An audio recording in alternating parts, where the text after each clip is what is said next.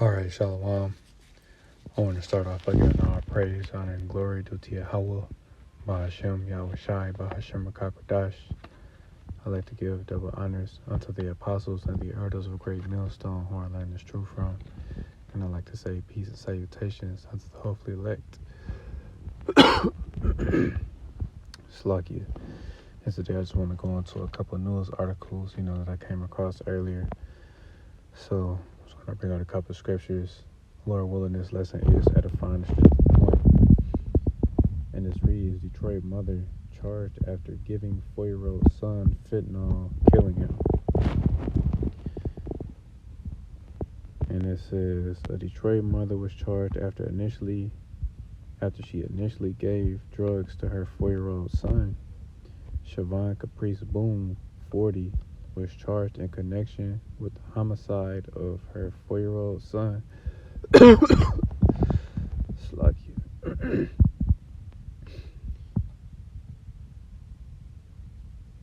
She was charged in connection with the homicide of her 4-year-old son, Anthony Scott Upshaw Jr., on April 10th, 2022, in the early evening. It is alleged that Ms. Boone was alone in her child's bedroom in the family home in Detroit with her son, Anthony, when he went into cardiac arrest.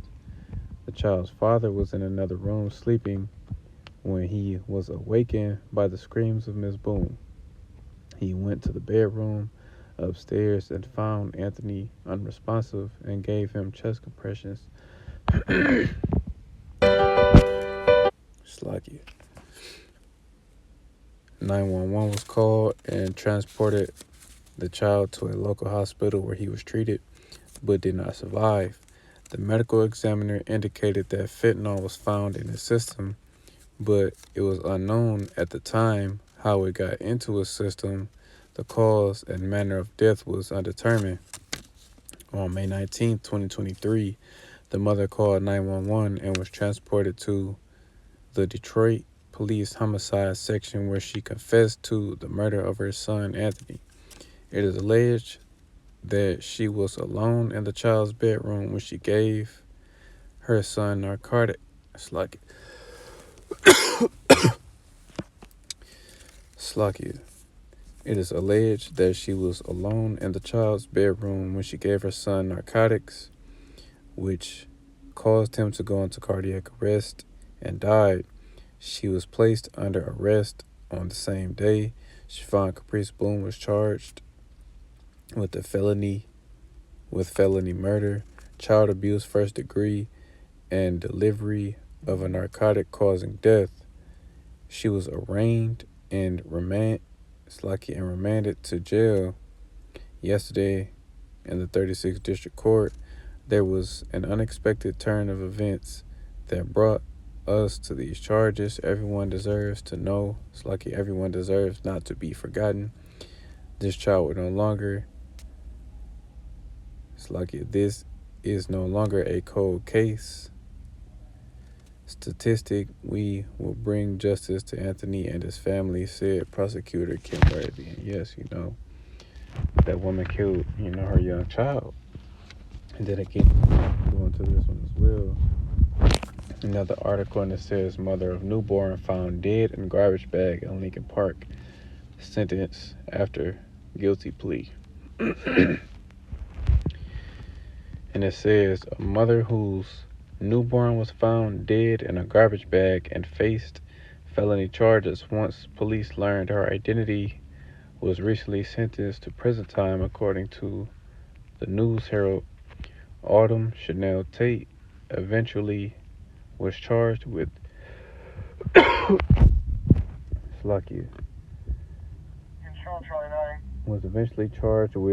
homicide, felony murder, first degree child abuse, and child abandonment. Those charges were dismissed and Tate pleaded guilty to second degree murder. She was sentenced on May 8th to 10 to 20 years in prison. News of the infant's death shocked the Downriver area. It was at about 8 p.m. on March 6th when Lincoln Park police were called to the 4000 block of Fort Street for a report on a suspicious situation. Upon their arrival, officers located a plastic bag with the deceased newborn inside. An intense investigation. After an intense investigation, Tate was identified and arrested on March 30th, 24 days after the gruesome discovery. The department received significant integrity,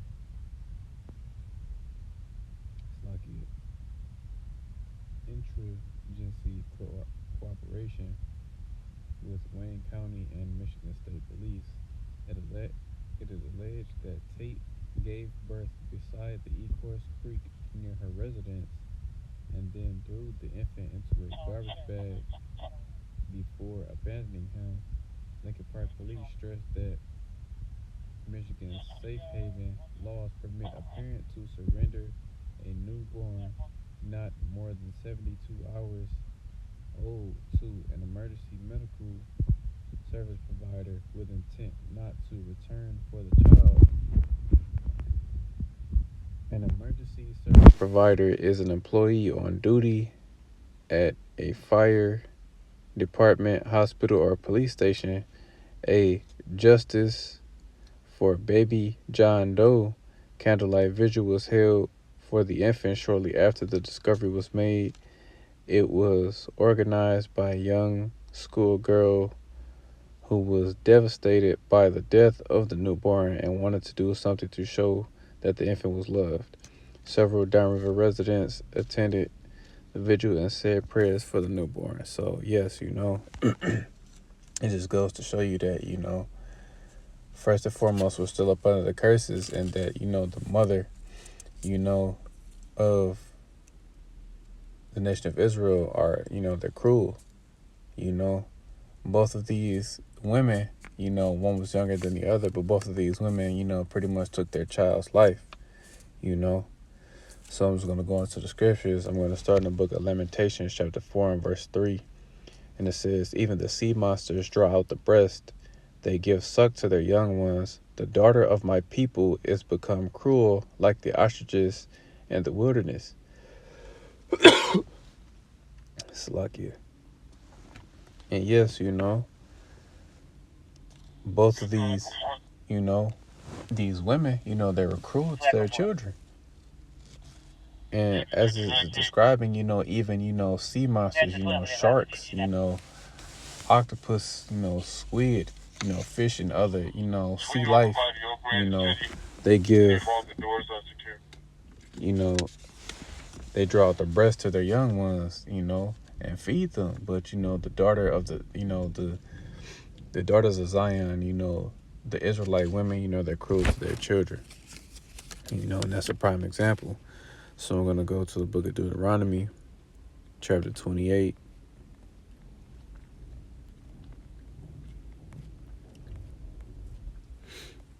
And I'm going to start it.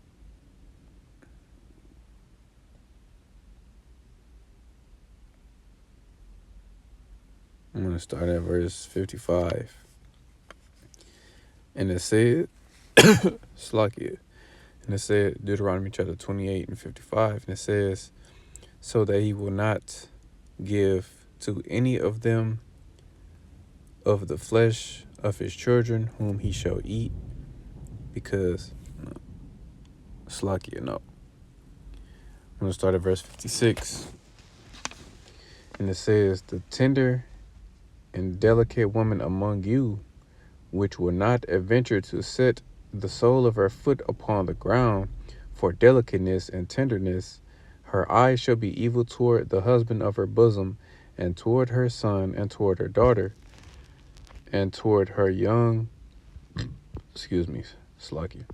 And it says, and toward her young one that cometh out from between her feet, and toward her children which she shall bear, for she shall eat them for want of all things, secretly in the siege and straitness, wherewith thine enemy shall distress thee in thy gates. Slakia. And again, these women, they had an evil eye, towards their children. That woman, she intentionally drugged her son, with, one of the most deadlier drugs, fentanyl. She pretty much, took her son out, for whatever reason, just like the other young woman, she pretty much she gave birth, to that baby and, discarded of it, you know. So I'm going to go to the book of Job, chapter 4 and verse 7. Now, this is something that we also have to understand is that, that was judgment, on both ends, on both of those mothers and the children's ends. This is the book of Job, chapter 4 and verse 7. And it says, remember, I pray thee, whoever perished being innocent, or where were the righteous cut off? And yes, there's no telling what, those two children, may have done in their past lives to receive those particular judgments, because again, reincarnation is a real thing. It is biblical. We've all been here, many different times in different generations, but, those two particular, children were sent back in this time to receive that judgment that they got, because they are paying for sins that they may have done in their past lives. Slakia. you know, it's a very serious thing, so that's why, it's wise of us to, repent so that the Lord may have mercy on us, because again, he can take us out at any time for things that not only that we have done in this life, but even from a past life. So I'm going to go to the book of Genesis, chapter 3 and verse 16. And it says, unto the woman he said, I will greatly multiply thy sorrow and thy Slakia. Unto the woman he said, I will greatly multiply thy sorrow and thy conception. In sorrow thou shalt bring forth children, and thy desire shall be to thy husband, and he shall rule over thee. And yes, a woman's desire is supposed to be toward her husband and her children, But clearly that's not the case for, these modern Israelite women. They're cruel. They don't really care about their children, They just pretty much, let social media, raise their children. And that's just one of many examples, but, it's just, the Israelite women, they don't want to be, wives. They don't want to be mothers anymore, because there's women, out here that may not be able to, receive seed, or, may not be able to bear children, that will be more than happy to be mothers. But, on the other hand, these women that can, receive seed and bear children, they're cruel. So I'm going to go to the book of Ecclesiasticus, also known as Sirach, chapter 25 and verse 19. And it says, all wickedness is but little to the wickedness of a woman. Let the portion of a sinner fall upon her. And yes, these women, they're going to be judged for their actions,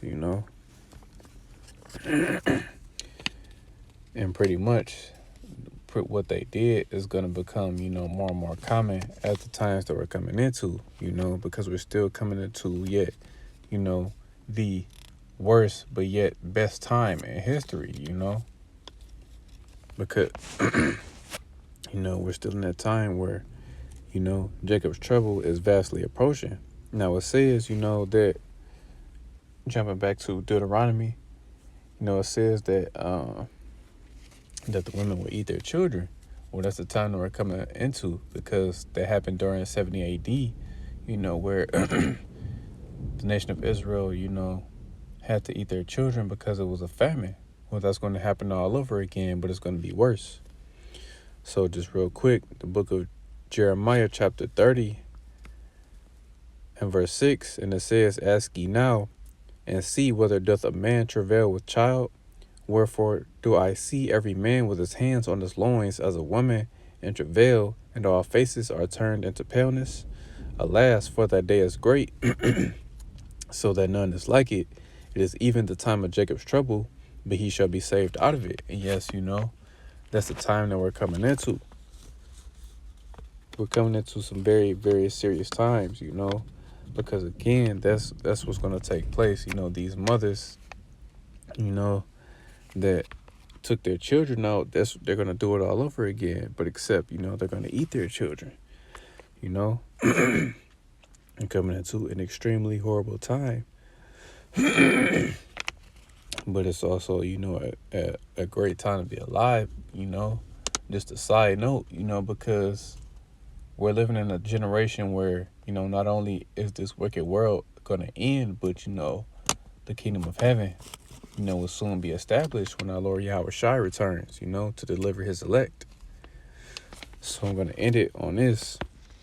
This is the book of Luke, chapter 23 and verse 28. And it says, But Yahweh Shai turning unto them said, Daughters of Jerusalem, weep not for me, but weep for yourselves and for your children. For behold, the days are coming, in the which they shall say, Blessed are the barren, and the wombs that never gave, Slakia that never bare, and the paps that never gave suck. So pretty much, again, when Yahweh Shai was on the cross, he was telling the women, not to cry for him, but to cry for themselves and their children, because during the time of Jacob's trouble, it's going to be terrible, and there's a lot of women out here, a lot of single women at that, that have children. Now, not saying that children are a burden, but, a woman that's raising her children alone, that can be a burden because she needs help. But at the same time, that time that we're coming into, again, these women out here, these women are going to commit cannibalism, because there's going to be another famine, so they're going to eat their children. They're also going to be doing other things, to survive. So pretty much the Lord was saying that, the women that didn't have children are pretty much better than them, So, Lord willing, this lesson was edifying. Just wanted to bring that out real quick. I want to give all praise, honor, and glory due to Yahweh, Bahashem, Yahweh Shai, Bahashem HaKadosh. I like to give double honors unto the apostles and the elders of Great Millstone, where I learned this truth from, and I like to say peace and salutations unto the hopefully elect. Till the next time I say you, Shalom.